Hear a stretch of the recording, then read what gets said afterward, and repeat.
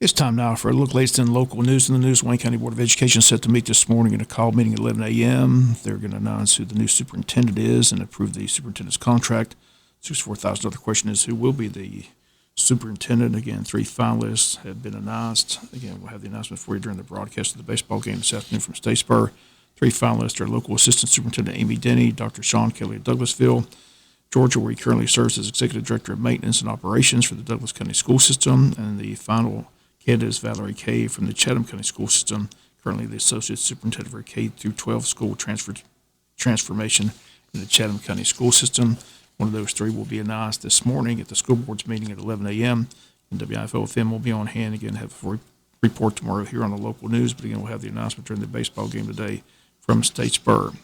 The board met Tuesday night for a meeting, and on the agenda, discussion of the practice football fields, as they'll now be located adjacent to the football field house as the new track currently being built where the old practice field is currently located.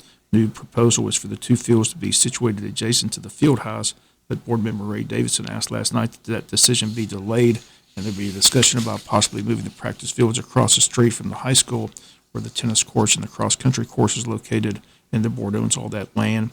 Davidson says that may be a better option, but Chairman Nick Ellis disagreed and said that the plan presented by Superintendent Jay Brinson last night is what Ellis said was approved and agreed upon by the athletic director and head football coach Ken Cribb. Here was that discussion last night at the board meeting. Have put aside money for this track. We've also added in the additional cost that it would be for this field house. And this design that Dr. Brinson is presenting to us came from Coach Cribb through all the way up to Dr. Brinson for that.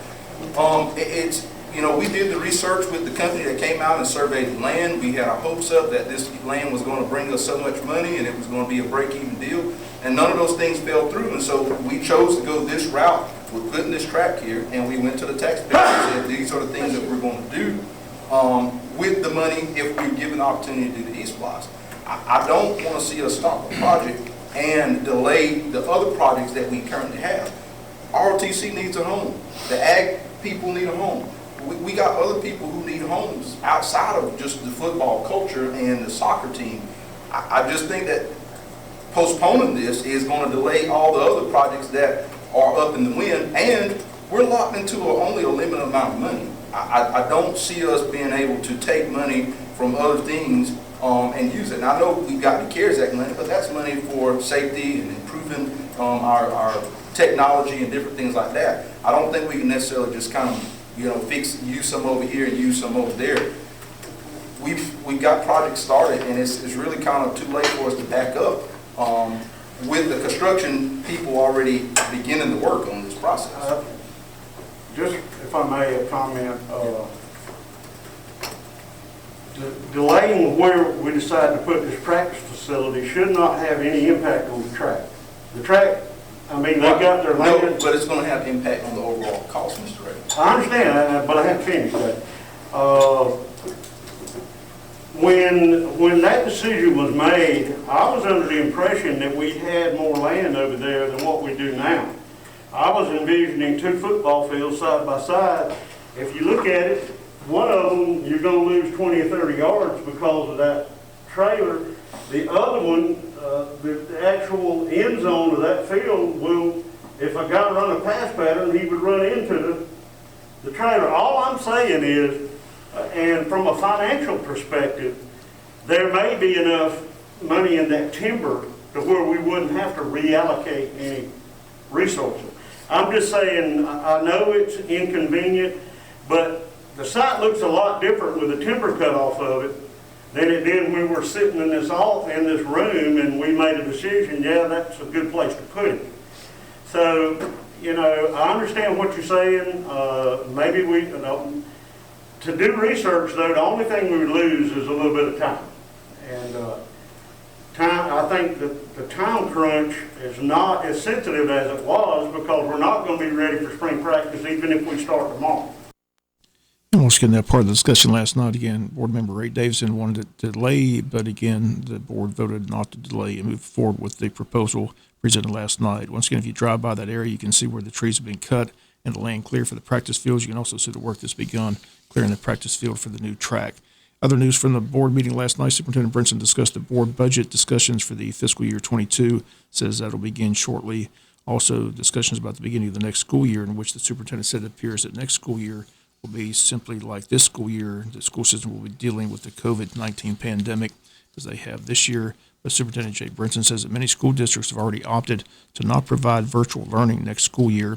Superintendent Brinson says the board needs to start thinking about these types of decisions. Bruce Harris asked how many students are currently doing virtual here in Wayne County, and the superintendent's answer was less than 10%.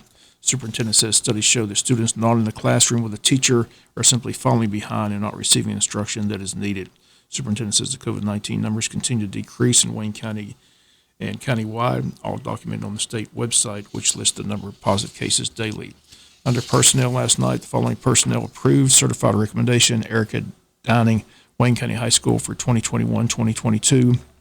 Certified resignations, a lot of people retired from the school system. Trinity Banks resigning, Jesup Elementary. Andy Blaylock, Martha Puckett Middle School, retiring. Ben Burkett, Wayne County High School. Dr. Craig Davis, Wayne County High School, retirement. Cherie Gossick, Wayne County High School. Angela Griffiths, Jesup Elementary. Mallory Jones, Jesup Elementary. Lisa Kickletter, Scriven Elementary, retirement. Cindy Oliver, Jesup Elementary. Lacey Phillips, Arthur Williams Middle School. Brian Pruitt, Martha Puckett Middle School. Lisa Ring, Martha Ross Smith Elementary, retirement. And Elisa Yates, Odom Elementary. Classified transfer, Deborah Michelle Westbury, Jesup Elementary Parapro to Wayne County High School Guidance Secretary. Classified resignation, Melinda Massey, Transportation. Let's look at your school board meeting from last night. Again, they meet this morning at 11 a.m. to announce who the new school superintendent will be. Back with more news after this word from our sponsor, other commercial messages, so please stay tuned. On Monday, March the 1st, the Wayne County Commissioners are set to meet at 7 p.m. Their agenda is out. Under presentations and announcements, Recreation Director Lamar Speck-Eccles will be on hand regarding Bill Moore's projects. Under new business, consider and approve changes to the subdivision ordinance. Consider and approve Holmesville Road contract administration and inspection.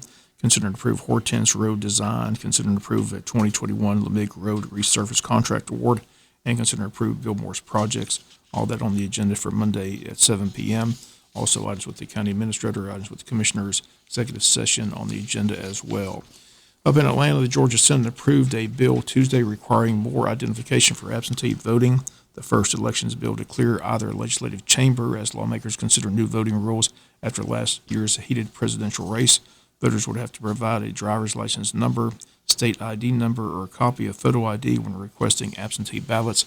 That according to Senate Bill 67. Currently, absentee ballots are verified based on voter signatures and registration information rather than an ID. Senate passed the bill mostly along party lines, 35-18. It'll be next considered by the State House of Representatives. The effort to require ID for absentee voting has strong support among the General Assembly's Republican majority in both legislative chambers, while Democrats oppose the legislation, saying it would create a burden for Georgia voters who lack a driver's license or access to a copy machine needed to submit an ID. Bill sponsor, State Senator Larry Walker, says all but 3% of Georgia voters already have a driver's license, number of state ID on file, meaning they wouldn't have to provide a copy of photo ID to vote absentee. Photo ID is already required of in-person voting. Over 1.3 million of Georgia's 5 million voters cast absentee ballots in the November presidential election. Absentee ID bill is part of a package of 4 bills supported by Lieutenant Governor Jeff Duncan that passed the Senate on Tuesday. Another bill advancing in the Senate this session would require any candidate running for sheriff in any of the 159 counties in the state of Georgia to be already certified by the State Peace Officer Standards and Training Council in order to run for the office of sheriff. Currently, any candidate not certified who runs for the office and wins is required to complete the training within 6 months. On Tuesday, the Senate Public Safety Committee voted unanimously to pass Senate Bill 183. Once again, it states anyone who wants to run for the office of sheriff in the state of Georgia must already be certified in order to run. Bill also says a candidate must show he's in good standing and hasn't been disciplined in order to run for the office.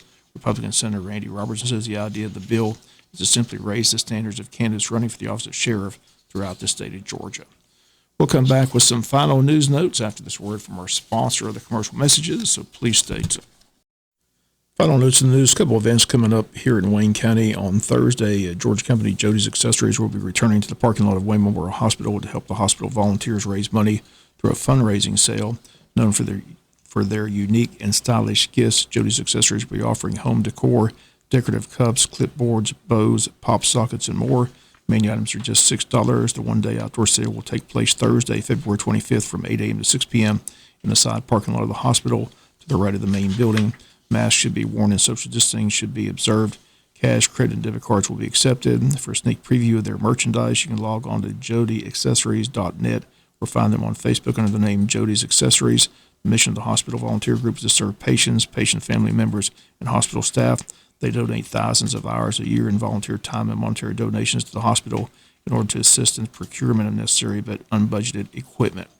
Also coming up on Wednesday, March 3rd, Hospice of South Georgia presenting Family Night at their location at 625 Sunset Boulevard. This is a meeting for children, teenagers, and parents to discuss ways to cope and heal during difficult seasons in their lives. If you or someone you know has experienced a loss in any form, similar to a death, loss of employment, divorce, financial burden, recent move, or anything in between, and you're asked to sign up and attend the event. Again, the number to call is 912-588-0080. Pizza and refreshments will be provided. Again, this taking place Wednesday, March 3rd at 6 p.m.